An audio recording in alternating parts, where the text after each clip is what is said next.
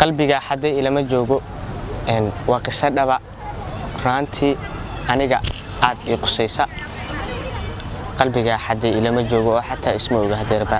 baraha bulshada Soomaalida caawa waxa qabsaday hambaliyada arooska fanaaniinta Mubarak October iyo Farxii Fiska qisadooda jecel maxaad ka ogtahay maxaase xilligan ku soo beegay waxay jawaab cad u tahay arooska seegeedii hore ee Bashiir Hanuuniye iyo gacalisidiisa Najmi Nashaad si muuqaalka hambaliyada arooska lamaanayaashan xisaab ahaanta kala fog ay meel walba u gaarto like saar muuqaalkan ku soo biir page-keena oo follow dheh si aysan ku dhaafin barnaamijyadeena kale subscribe saar haddii aad YouTube-keena naga daawanayso ku mahadsanid janqadkaaga fanaanada miisaanka culus ee Farxii Fiska ayaa mar kale iyadoo aroosada ka soo muuqatay shaashadaha xilli ay markan beec xorta kula wareegtay ciyaaryahanka aan bandhiga fiican inta badan ka sameeyeen fanka miisaanada yar ee Mubarak October yelkoode hadda iyaga ayaa loo sacabtumaya oo lagu tilmaamayaa lamaanayaal wada aqal galay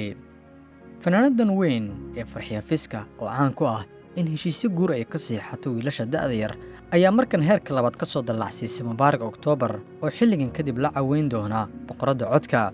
kadib markii uu maanta meherkoodu dhacay sida lagu faafiyay baraha xiriirka bulshada dhinaca internetka qisada lamaanayaashan ayaa la sheegayaa inaysan ahayn mid ku soo booda ah balse taa cagsigeeda waxa ay wada lahayn xiriir jecel muddo badan caawa markii ugu horeysay la faafiyo sawirada lamaanayaashan dadka qaar ayaa mooday inay barankii tahay balse ilo badan oo lagu kalsoonaan karo ayaa qarxiyay volkaanada ifisay guud ahaan baraha bulshada si loo caleemo saaro mudanaha iyo marwadiisa oo aan kala jeedo Mubarak October iyo Farxii Fiska dadka qaar ayaa qaybaha faallooyinka ama commentiga ku kaftamay oo yiri Fiska markan way ka soo dartay saxiixa ciyaaryahankii ugu da'da yaraa inay sameeyso waa arin la yaab leh iyo waxyaabo la mid ah balse kuwaasi ma xasuustaan heestii Maxamed BK ee ahayd qof weyn ani iyo matihid iyo sida uu dooq isugu qurxin karo ama uu isugu dhaweyn karo lamaanayaal xisaab ahaan aad u kala fog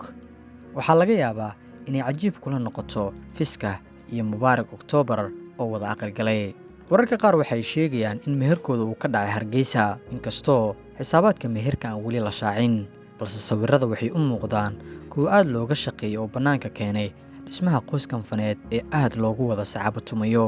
midowga lamaanayaashan ayaa ku soo beegmaya xilli fanaanada caanka ah Najmi Nashaad ay bilowgii bishan isku feereysay seegii hore ee Farxii Fiska ee Bashiir Hanuuniye balse markan Fiska ayaa sheekada dhanka kale u rogaysa